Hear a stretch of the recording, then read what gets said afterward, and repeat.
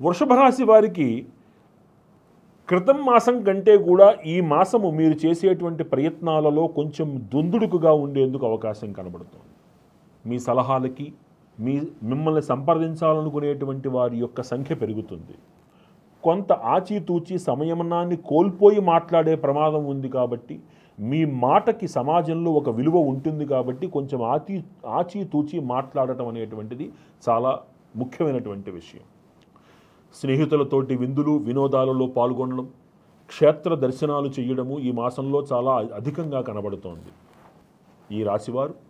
ఈ రాశిలో ఉన్నటువంటి కళాకారులకి ఈ మాసము చాలా అత్యంత యోగ్యదాయకమైనటువంటి మాసం ఇది.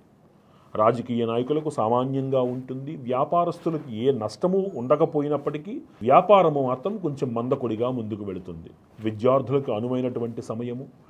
ప్రభుత్వ ఉద్యోగులకి ఈ ప్రమోషన్ల విషయంలో కొంచెం సానుకూలమైనటువంటి వాతావరణమే కనపడుతోంది.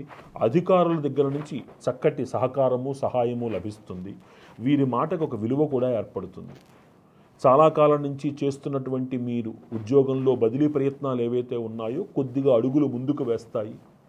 గృహ నిర్మాణము, స్థిరాస్తిని మీరు తీసుకోవాల్సినటువంటి ఆ పనులు ఏవైతే ఉన్నాయో వాటిల్లో కొంత పురోగతి కూడా కనబడుతోంది. ఆరోగ్యం విషయంలో కొంచెం జాగ్రత్తగా ఉండాలి.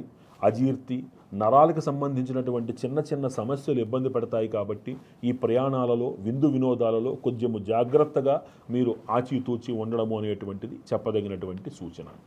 ఈ రాశివారు మరిన్ని సత్ఫలితాలు పొందడానికి అమ్మవారు దుర్గాదేవి ఆలయమునందు ప్రతి శుక్రవారము నాడు ఆకుపూజ చేయించుకోవడము, ఆదివారము లేదా మంగళవారము నాడు సుబ్రహ్మణ్యేశ్వరుడికి ఆవు పాలతోటి అభిషేకం చేయించుకోవడము, ఆ తీర్థప్రసాదాలు స్వీకరించటము చాలా విశేషమైనటువంటి సూచన. ఒకవేళ కనుక మీకు సుబ్రహ్మణ్యేశ్వర స్వామి వారికి అభిషేకము చేయించుకోవడం కుదరని పక్షంలో కనీసము చక్కగా ఆవు పాలు పొట్టలో పోసుకోవడం కూడా చాలా విశేషమైనటువంటి పరిహారంగా చెప్పవచ్చు. ఈ రాశివారు మరిన్ని సత్ఫలితాలు పొంది ఈ పరిహారాలను ఆచరించి మరిన్ని సత్ఫలితాలు పొందాలి అని ప్రార్థిస్తూ